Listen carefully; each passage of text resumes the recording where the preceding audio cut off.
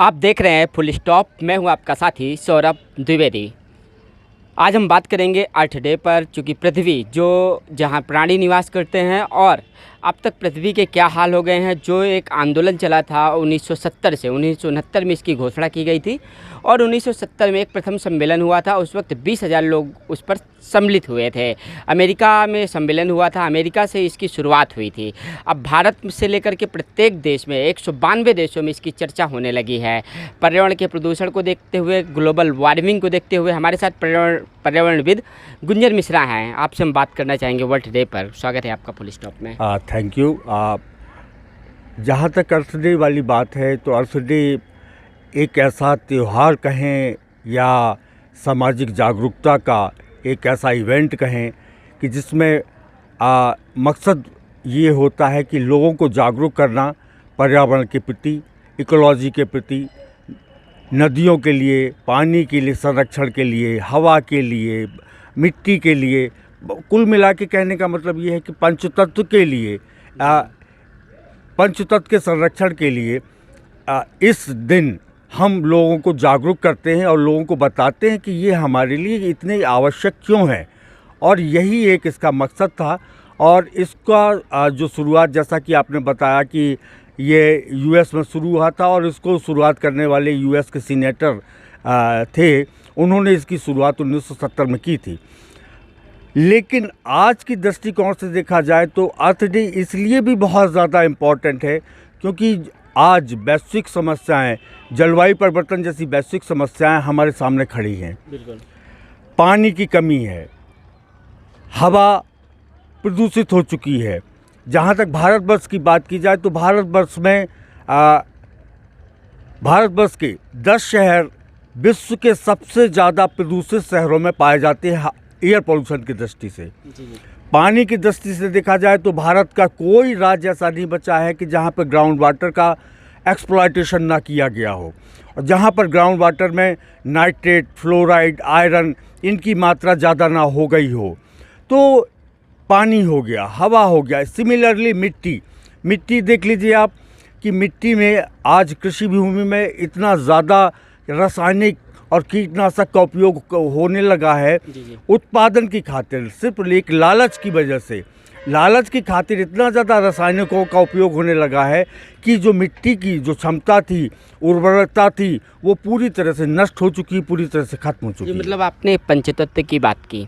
पंचतत्व से आदमी भी बना हुआ है, तो अर्थात सीधी सी बात है कि इन पंचतत्वों से सीधा एक रिश्ता हमारा है। लेकिन जो प्रदूषण हो गया है और जागरूक करने की बात कर रहे हैं आप, इसको आप राजनेताओं को कहाँ पाते हैं कि राजनेता क्या इन चीज़ों के लिए सक्रिय हैं? देखिए, जहाँ तक बात ये है राजनेताओं की, तो राजनेताओं की तो बात ये है कि पॉलिसी बनते हैं, रूल्स रेगुलेशंस बनते हैं, कानून बन जाते हैं। लेकिन सबसे बड़ी बात ये है कि उनका इम्प्लीमेंटेशन, उनका अगर प्रॉपर इम्प्लीमेंटेशन हो, किसी भी कानून का अगर प्रॉपर इम्प्लीमेंटेशन किया जाए तो शायद हो सकता है कि कुछ फ़र्क पड़े। अब जैसे अपने भारतवर्ष में ही देख लीजिए, वाटर पोल्यूशन एक्ट है, एयर पोल्यूशन एक्ट है, एनवायरमेंट प्रोटेक्शन एक्ट है, बायोडाइवर्सिटी एक्ट है, वाइल्ड लाइफ एक्ट है। हर चीज़ के कानून है, हर चीज़ का एक लॉ है, हर चीज़ के रूल्स एंड रेगुलेशंस हैं, लेकिन उनका इम्प्लीमेंटेशन नहीं है। एक इम्प्लीमेंटेशन आपने देखा होगा, शायद सरकार इसका चालान के रूप में प्रयोग कर लेती है। प्रदूषण एक्ट लगा करके चालान गाड़ियों को कर दिया जाएगा। तो क्या सरकार संकीर्ण मानसिकता की है? नहीं, चालान होना ये एक ज़रूरी है भाई। लोगों को एहसास तो होना चाहिए कि वो गलत क्या कर रहे हैं। जब तक इस बात का एहसास नहीं होगा कि वो गलत कर रहे हैं, तब तक तो वो करते ही रहेंगे, वो फ्री हो जाएंगे। तो इसलिए चालान वगैरह होना, पेनल्टी वगैरह देना और सज़ा, इवन सज़ा तक अगर मुकर्रर की जाती है तो वो सब करना, ये सब सरकार के कानून में होना चाहिए। तभी आदमी के बीच में जागरूकता आएगी और आदमी सजग होगा। अभी जिस जगह हम खड़े हैं, ये आप देख रहे हैं मंदाकिनी की हालत है। ये प्रदूषण, ये गंदगी आपको लगातार नज़र आ रही है। लगातार हर वर्ष एक आंदोलन चलता है। आप इस आंदोलन को देखते हुए क्या कहेंगे? आंदोलन का असर है कि नहीं है? देखिए, जहाँ तक मंदाकिनी वाली बात है तो ये हर वर्ष जो, जैसा आपने बताया, प्रदूषण होता है। उसका मेन रीज़न ये है कि मंदाकिनी में प्रवाह शून्य है।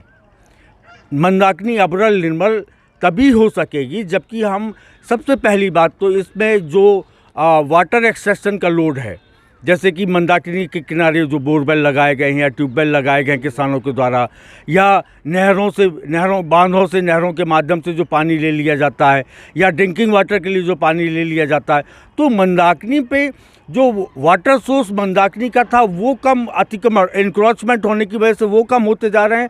ऊपर से वाटर एक्सट्रैक्शन का लोड मंदाकिनी पर बढ़ता जा रहा है, तो इसलिए मंदाकिनी का जो प्रवाह है वो दिन पर दिन खत्म होता जा रहा है और मंदाकिनी पूरी तरह से, एक तरह से देखा जाए गर्मियों में तो डेड जोन में आ जाती है। जी वही तो। और हमने जो पढ़ा हमारी धरती हमारा स्वास्थ्य, तो धरती का सीधा स्वास्थ्य से संबंध है और महामारी का दौर आया और इसके बाद जो अर्थ डे मनाया जा रहा है, तो ये कितना महत्वपूर्ण है? अब देखिए, अर्थ डे मनाना बहुत ही महत्वपूर्ण। मैं आपको बता दूं, श्रीलंका में जो इकोनॉमिक फॉल डाउन हुआ या जो इकोनॉमिक क्राइसिस हुआ, वो किसके कारण हुआ? वो सिर्फ आपके जैव विविधता के साथ कृषि का ना होने के कारण ही श्रीलंका में जो फाइनेंशियल क्राइसिस आई है वो इसी वजह से आई है। तो पर्यावरण कितना महत्वपूर्ण है ये अभी लोगों को समझ में नहीं आ रहा। लेकिन अब आंकड़े उठा के आप देख लीजिए कि हर वर्ष भारतवर्ष में ही लाखों लोग काल के मुंह में चले जाते हैं, मौत के मुंह में चले जाते हैं सिर्फ वायु प्रदूषण के कारण। लाखों बच्चे जल प्रदूषण के कारण डायरिया के शिकार होते हैं, कॉलरा के शिकार होते हैं और मृत्यु के मुंह में चले जाते हैं। तो इन सब को अगर सही मायने में इनका एक आंकड़ा उठा के पब्लिक के सामने रखा जाए तो पब्लिक हो सकता है और बेहतर तरीके से जागरूक होगी और पब्लिक अपनी जिम्मेवारी समझेगी। आप इनको प्रशासन को कहाँ देखते हैं कि क्या प्रशासन इसके लिए सक्रिय भूमिका निभा पाता है?